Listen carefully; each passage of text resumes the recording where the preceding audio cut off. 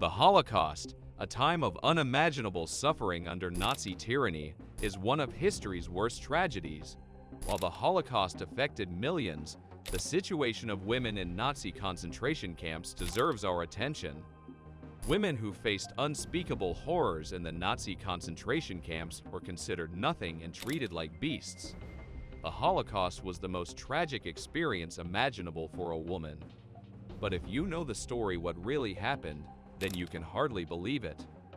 Nazi ideology, as espoused by the National Socialist German Workers' Party, NSDAP, under the leadership of Adolf Hitler, was rooted in a complex amalgamation of racial supremacy, extreme nationalism, and authoritarianism.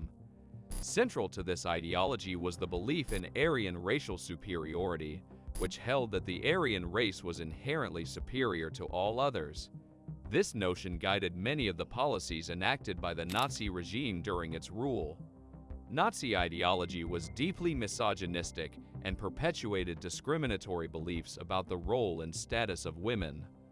Women were considered biologically and intellectually inferior to men, and their worth was measured primarily in terms of their ability to fulfill specific functions within the family and society. Nazi policies restricted women's access to education and professional opportunities. The regime believed that educated and career-oriented women would detract from their primary responsibilities as wives and mothers.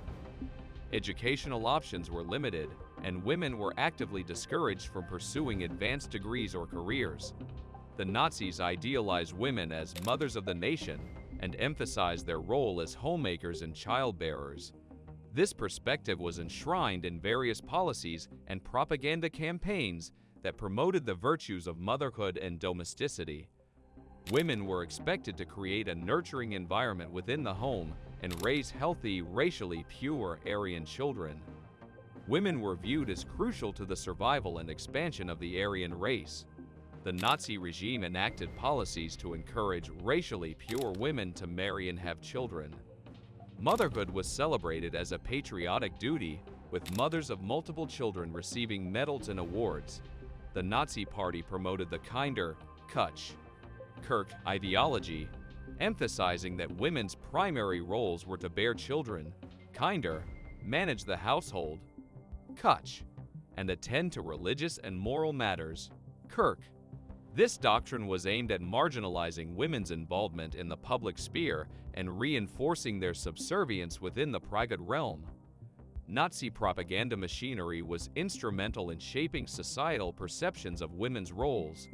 Posters, films, and other media depicted women in traditional roles, often surrounded by children and engaged in domestic activities.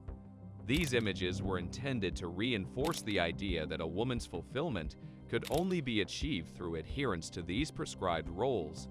The Nazis implemented a program of forced sterilization as part of their broader eugenics agenda.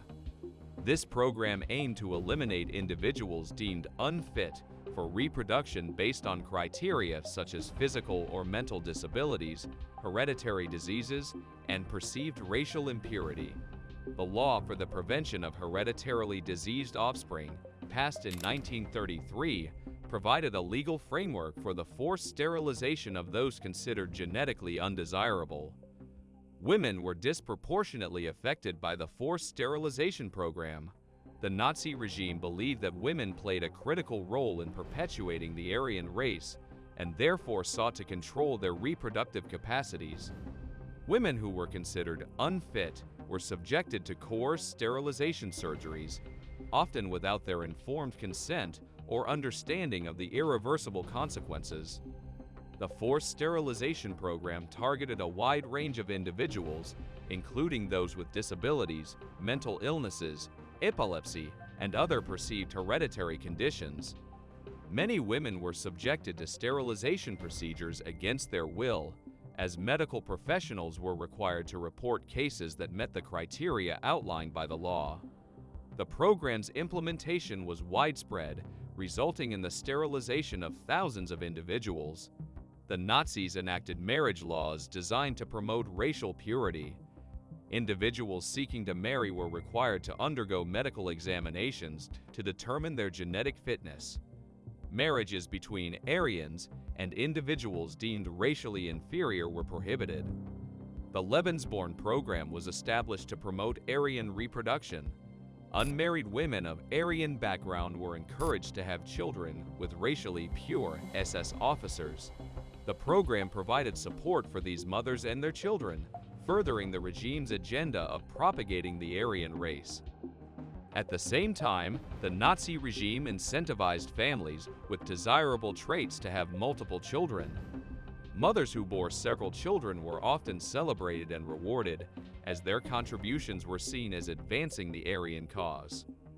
Access to contraception and labor was restricted, especially for Aryan women. Abortion was permitted only in cases where it was deemed medically necessary or in cases of racially undesirable pregnancies. Forced sterilization and reproductive control were tools through which the Nazi regime sought to exert control over the population. By determining who could reproduce and under what circumstances, the regime aimed to shape the genetic makeup of the future German population according to their racial ideals. Women who were imprisoned in Nazi concentration camps faced unimaginable hardships. Conditions in concentration camps were characterized by severe overcrowding. Women were crammed into barracks with inadequate space and minimal sanitation facilities. Overcrowding led to the rapid spread of diseases and deplorable hygiene conditions. Women in concentration camps were subjected to grueling forced labor, often involving physically demanding tasks such as heavy lifting, digging, and carrying heavy loads. They were forced to work long hours under harsh conditions, leading to physical exhaustion and malnutrition. Food rations in the camps were meager and insufficient, leading to malnutrition and extreme hunger among the inmates. Women were also deprived of proper clothing, making them vulnerable to harsh weather conditions. Tragically, sexual violence and abuse were rampant in many concentration camps. Women were subjected to various forms of sexual exploitation and abuse.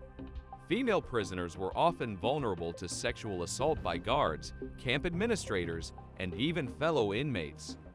Rape and sexual violence were used as tools of intimidation and control.